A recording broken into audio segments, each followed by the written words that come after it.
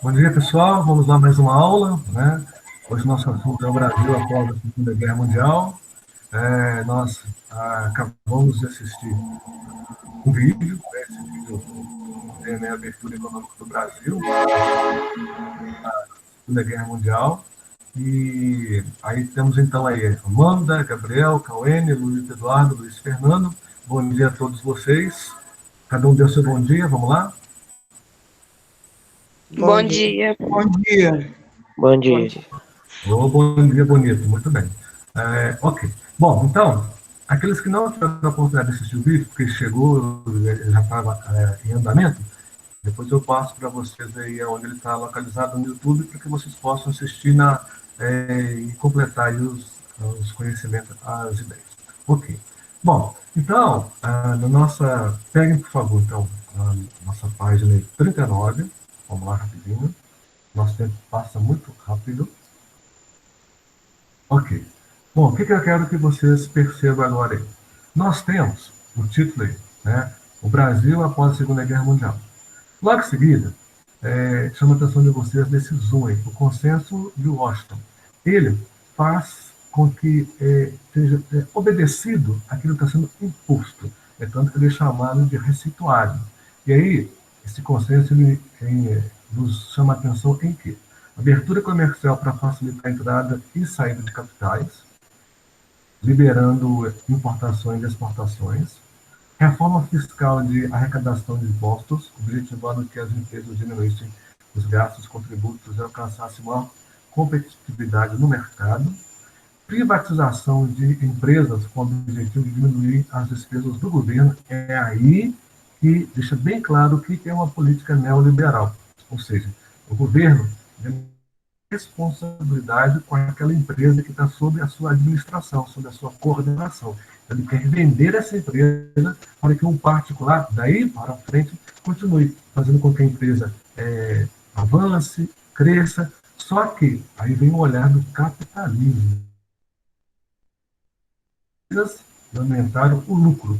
Aí é que vem, então, uma maneira mais digamos assim, mais agressiva de fazer com que o trabalhador fique mais pobre, quando mexe, então, nos seus direitos, e aquilo foi mencionado no vídeo aí, a partir de 2016, quando o neoliberalismo fica mais forte após o governo do PT, que deu uma estabilizada nisso aí, começou a olhar mais o lado social, o lado mais do trabalhador. Você sabe, né, que o partido tem essa doutrina. Embora muita coisa aconteceu, houve uma mudança de governo, nós estamos no governo atual, e esse governo atual a partir do ano de 2016 para cá, de acordo com o consenso de Washington, está mais agressivo. Daí as reformas acontecendo no governo atual, reforma trabalhista, reforma da Previdência. É lamentável dizer que vocês, né, vão aposentar muito, com uma idade bem avançada, mas esse é um assunto para depois, mas isso tudo tem a ver com o que nós estamos falando agora, tá? E os pais de vocês podem orientar vocês aí do que eles têm no momento e do que eles estão sabendo do que vem pela frente. Dando continuidade, diminuição da máquina do Estado por meio do corte de salários e da demissão de funcionários, além das mudanças nas leis trabalhistas, na previdência social e no sistema de aposentadorias, a fim de reduzir a dívida pública. Bom, e aí então, logo em seguida aparece o título, né? Abertura Econômica do Brasil. Aí vem, né, o Conselho de Washington, que nós acabamos de chamar a atenção aí. Protestos, né? Essa imagem mostra isso, contra as reformas trabalhistas no ano de 2017. Privatização, que vai acontecer no quê? O desemprego estrutural, o momento em que o homem é substituído pela máquina, tá? Esse gráfico aí, no vídeo, é chamado a atenção aí da questão aí do desemprego no Brasil, né, entre os anos de 89 a 99. Depois vamos comentar. O vendedor ambulante, que é o chamado, né, trabalho informal, tá? Depois tem esse texto aí, chamando a atenção a respeito da privatização que marcou os anos 90, que foi a privatização da Vale, né? no próprio texto fala, então protesto, né, o pessoal contra, uma vez que sabendo que a empresa passando para a mão de particulares, as mudanças acontecem, dentre elas, né? Primeira delas, redução do quadro de funcionário, porque o tempo todo, como ele falou, a empresa visa lucro. Depois, vem, em função disso, vem a concentração de renda, né, e muitos acabam não tendo oportunidade de ter seus salários, são excluídos do mercado. E ele mencionou também a respeito da balança comercial, muito interessante a fala dele. A gente pode vender navios e navios de minério, ganhamos, mas aquilo que nós compramos, nós não compramos navios e navios de tecnologia, apenas um container com equipamento que supere aqueles navios e navios de mercadorias que foram vendidas para conseguir comprar essa mercadoria.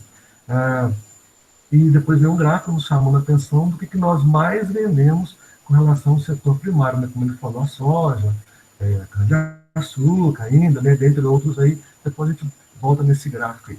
Voltando lá para a página 39, eu chamo a atenção de vocês a respeito disso. O Brasil após a Segunda Guerra Mundial. De acordo com o texto, nós temos aí a seguinte informação. Quando fala assim, após a Segunda Guerra Mundial, a implantação da Guerra Fria, lembrando que a Guerra Fria foi de 1945 a 1989 e 90. Então foram assim, esses dois momentos, fim da Guerra Fria, fim da Segunda Guerra Mundial e início da Guerra Fria, foi um momento então decisivo para que a nossa economia se internacionalizasse. E como é que isso iria acontecer? Partindo de um poderoso aí, país capitalista, que está bem acima de nós, lá na América do Norte. Quem é, pessoal? Estados Unidos. Isto, impondo o capitalismo aos grupos aliados, do qual esses grupos, né, estão aí, grande parte na Europa Ocidental, né, Reino Unido, França, Alemanha, né, não podemos esquecer do Japão, e países também da América Latina. E o objetivo, então, do todo-poderoso Estados Unidos aí, era implantar instituições que pudessem financiar o crescimento dos países periféricos, ou seja, os países subdesenvolvidos, Brasil e Companhia Limitada. Então foi criado então o famoso FMI, que é o Fundo Monetário Internacional e o Banco Mundial. Qual é a intenção disso aí?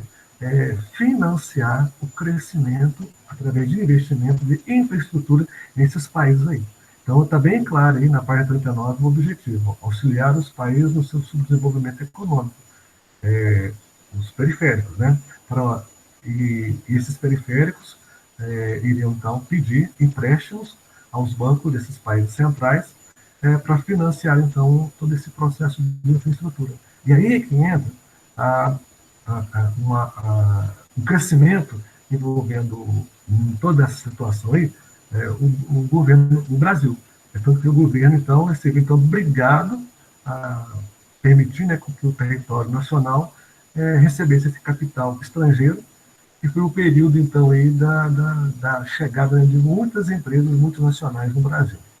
E dando sequência aí, na página 40, a gente percebe então, né, construção de Brasília, né, que foi uma medida para promover essa integração do território nacional, fazendo com que o Brasil deixasse de ser ali Nordeste, Sudeste, aquela parte litorânea, de todo onde começou toda a nossa história, e fazer com que o centro do país também participasse desse desenvolvimento econômico, desse crescimento. Está aí a construção de Brasília, né, inaugurada em 21 de abril de 1960, construída no governo do Juscelino Kubitschek, o famoso JK, em que ele teve, né, um governo em que em 5 anos é como se ele tivesse progredido o Brasil em 50 anos. Isso não vem ainda na matéria de história. Bom, com isso, então, o governo brasileiro, né, promoveu a integração do seu território, construiu Brasília, como a gente está vendo essa foto aí, no centro do país, e para que o país ficasse ligado territorialmente, foi preciso fazer o quê? Rodovias. Então, o texto nos fala também, né, além da construção de Brasília, as rodovias, né, ligando o Centro-Oeste, a Amazônia e as demais regiões do país. E teve um momento aí, que a gente está vendo aí na página 40, no segundo parágrafo, quando fala, desde Desse modo, na década de 60, no final de 70, o Brasil viveu um período do forte crescimento econômico, conhecido como milagre econômico. Olha, gente, esse período é o período dos governos militares. Não pensaram duas vezes em deixar a sua marca, ou seja, vamos dar sequência de crescimento do Brasil, é, aumentando mais a nossa infraestrutura, e só que qual que foi o milagre? Foi os empréstimos pedidos a esses grandes bancos dos países centrais, né? O FMI, o Banco Mundial, só que tudo aquilo, né? E em grande proporção, se você não tem condições depois de arcar com todo esse compromisso, você fica como um devedor. Então, o Brasil cresceu a título de empréstimos financeiros e depois essa dívida não conseguiu se pagar como se previa do milagre econômico, a gente já vê logo no texto, né? Mas enfrentou logo em seguida uma década de baixíssimo crescimento econômico, inflação elevada, e os anos 90 ficaram conhecidos como a década perdida. Então, para vocês verem que houve esse boom, mas ao mesmo tempo a falta de recursos, né, para arcar com todo esse compromisso aí, inicial não conseguiu fazer com que ele efetuasse todo esse compromisso que até então achava-se que ia dar conta dele. Em função disso aí, o Brasil, então, começou a ter problemas sérios na sua economia. E um dos problemas sérios, essa palavrinha, inflação. O que é inflação? É o aumento dos produtos, ou seja, o dinheiro perde valor. É o que nós estamos vivendo a todo momento na economia brasileira, porém, no momento de modo suave. Mas nós tivemos uma época em que, onde aparece o título Abertura Econômica do Brasil, logo em seguida, no primeiro parágrafo, aparece aí, né? Até lá no vídeo, como são dois Fernandos, houve um probleminha lá dele confundir um Fernando com o outro, mas ele recuperou a ideia e fez a correção. Então, primeiro aparece o presidente Fernando Collor de Mello, que governou o Brasil de 1990 em 92. Pode perguntar sobre esse governo aos avós de vocês ou aos pais, e na época os pais de vocês eram adolescentes, né? Mas talvez vão lembrar alguma coisa do que os seus avós falaram com ele. Foi um momento terrível para o Brasil. Né? A nossa inflação estava lá 80%, a nossa moeda sem valor nenhum, e o único jeito para consertar isso foi uma medida econômica onde esse presidente, o Fernando Collor de Mello, congelou tudo o que vocês possam imaginar. A poupança fica praticamente sem nenhum valor, tá? Teve vários meios lá de ir consertando isso aos poucos, mas assim, foi tudo congelado, tudo parado, a economia tem que ser refeita. Então foi um governo assim que trouxe muitos problemas para a população brasileira naquela época em função das mudanças que aconteceram. Isso tudo para quê? Para atender a economia globalizada. E logo em seguida vem o governo Fernando Henrique, que vai governar de 95 a 2002, e ele tinha um discurso. Qual era o discurso? Modernizar o país através de uma economia global, baseado no modelo econômico neoliberal. Aí entra, então, o consenso de Washington, que uma das ideias desse modelo econômico neoliberal é tirar o compromisso do Estado e passar para particular. É a privatização. E essa privatização, ela aconteceu em uma das maiores empresas do país, que foi a Companhia Vale do Rio Doce, e no passado, né, era a Ferteco, e em 1923 era a famosa Patriótica. Então, se vocês passarem na BR e olharem para a Vale, vocês vão ver que tem uma fachada lá, onde está Patriótica. Foi o começo de toda a mineração na nossa região aqui. Então, antes era a Patriótica, em 1923. Em 1973 passou, então, para a Companhia de Mineração Ferro e Aço, que era a Ferteco, do passado, né? E em 2001, a Companhia do Rio Doce comprou a Ferteco, e em 2003, aquele nome, Companhia Vale do Rio Doce, simplesmente foi abreviado em Vale. Então, aí vocês percebem, né, que lá na página próxima, quando nós temos aqui na 42, privatização marca anos 90 no Brasil, vale do setor elétrico, a telefonia, aí entra também aí o surgimento da Oi, da Vivo, claro, porque essas empresas não existiam, porque essas empresas eram do governo. No nosso caso aqui das empresas telefônicas, é que nós tínhamos a empresa de Minas Gerais, né? Era a Minas Gerais empresa, só para vocês entenderem que era pertencia ao Estado, né? Como a Telesp pertencia ao Estado do São Paulo, né? Telerge, né? A TeleMG pertencia ao Estado de Minas. Então, cada empresa telefônica pertencia ao seu Estado. E com essa política neoliberal dos anos 90, as empresas, então, foram vendidas, aí surgem, então, as, as empresas particulares de telefonia, Oi, Vivo, Claro, e cada uma buscando o seu mercado. E a Vale, então, foi um momento, assim, né, bem agressivo dessa política neoliberal que aconteceu, e para vocês perceberem o que é a diminuição do poder do Estado e o aumento do poder de uma empresa numa economia de um país globalizado. Isso tudo é para o crescimento. Bom, na sequência das nossas ideias aí, chamando a atenção de vocês e avançando, essa abertura, então, ela, lógico, né? Tudo aquilo que a gente sabe que vai ter prejuízos à classe trabalhadora tem lá as suas manifestações. E essa abertura política, então, ela acontece, então, né, com o funcionamento de todo o sistema econômico, no governo do Fernando Collor de Mello. O governo Fernando Henrique é uma sequência de todo esse processo aí, e até mais agressivo, né, porque é o momento em que muitas empresas começam a ser privatizadas, tá? E todas essas definições e rumos, né, que foram tomados na economia nacional então foram determinados então, por uma política econômica neoliberal, seguindo quem, gente? Um receituário econômico elaborado em 89, que tinha como objetivo de acelerar o crescimento econômico da América Latina e ficou conhecido como Consenso de Washington, é o que nós acabamos de falar quando nós fizemos a leitura aqui, né, dele na página 39. Bom, essa receita, então, que é esse consenso neoliberal, não foi imposta assim, aos países subdesenvolvidos, mas a sua prática dava condição para atrair capital estrangeiro e receber investimentos financeiros externos. E a recomendação do consenso, né, de Washington reforçava, então, o cenário brasileiro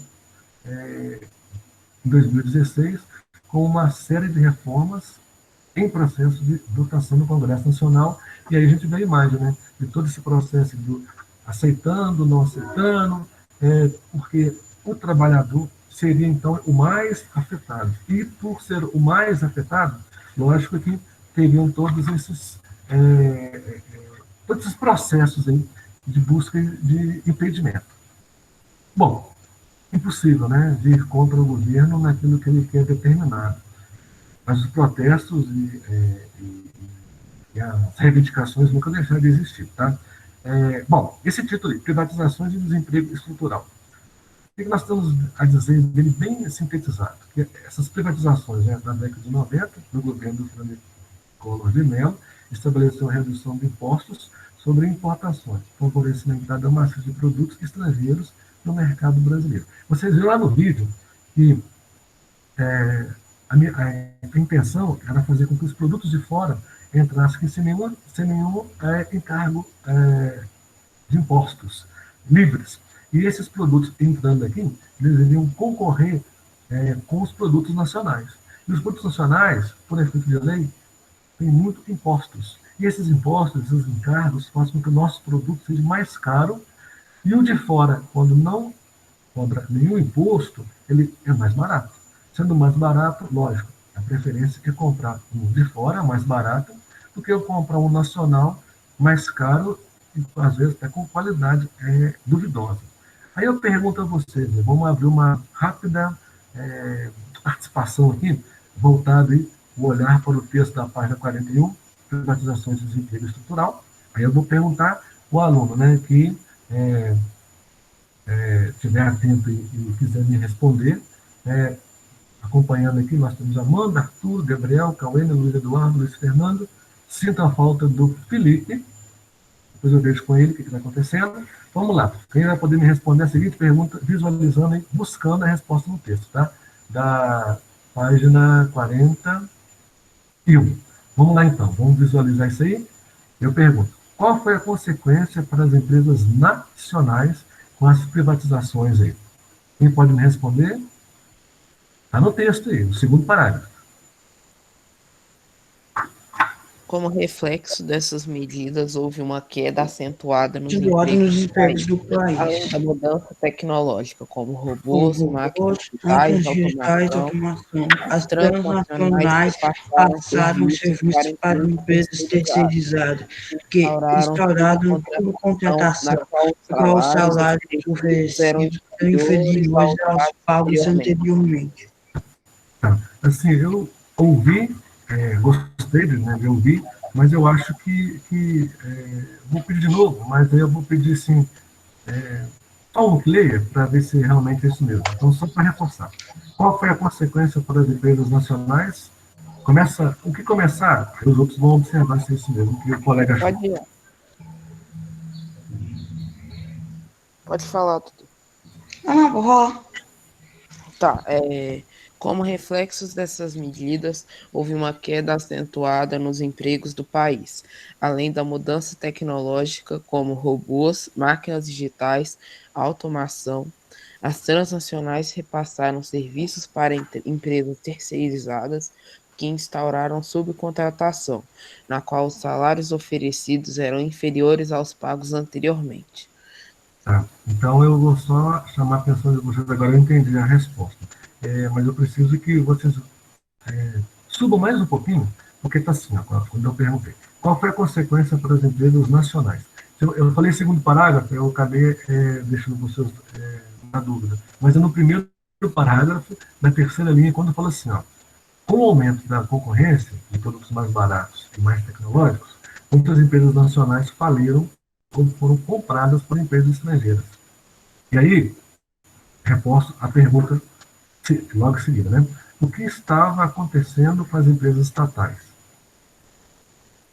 Dando sequência, minha resposta é a última linha do primeiro parágrafo. O que estava acontecendo, pessoal? Diante de tudo isso aí. O processo de privatizações de empresas estatais também ocorreu nesse momento. Ok.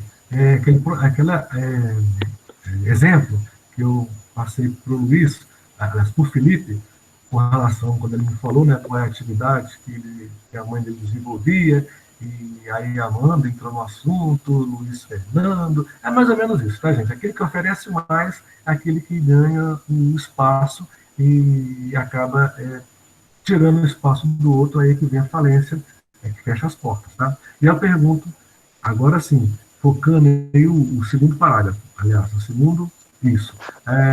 Qual foi o reflexo dessas medidas? Vocês já me leram, né? Já leram também.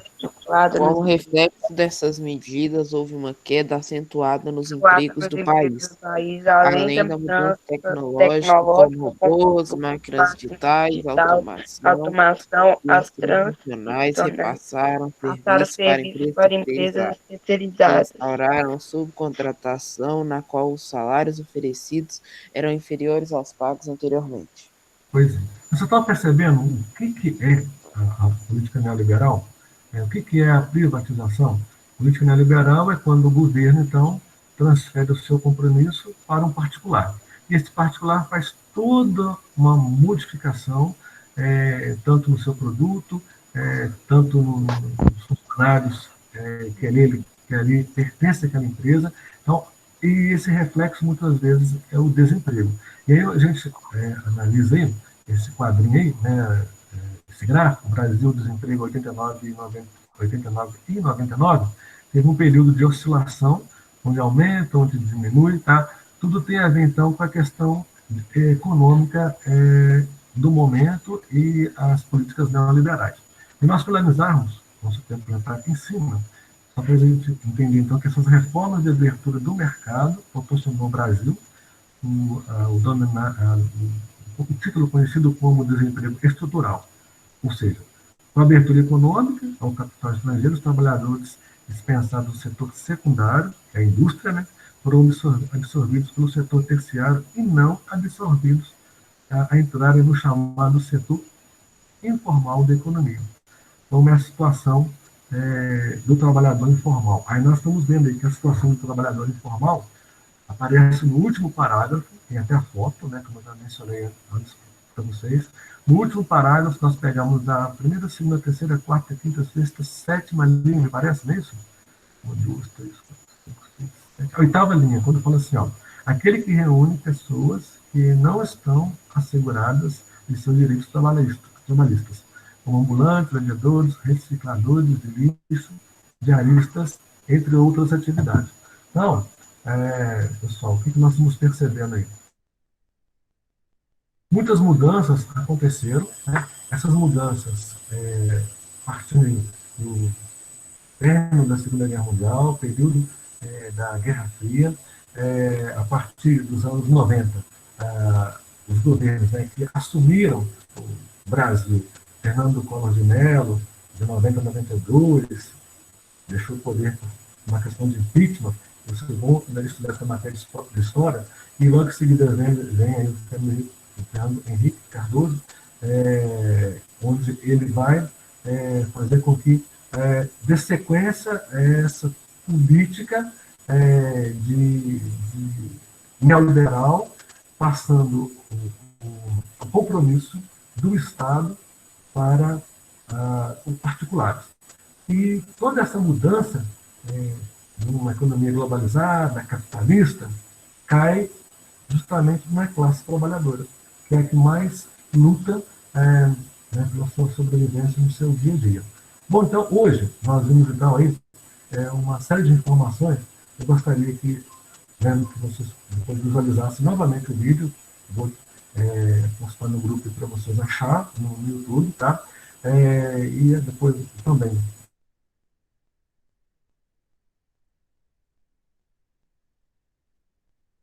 a gente conversa no nosso Zap. Vou postar também uma atividade que nós iríamos fazer aquele ping-pong, só que o nosso tempo hoje não foi possível. Essa atividade do ping-pong ela vai ser postada todo aquele procedimento que já é de conhecimento para vocês. Então, para o momento, agradeço a participação, fiquem com Deus, até a nossa próxima aula. Valeu. Bom dia a todos.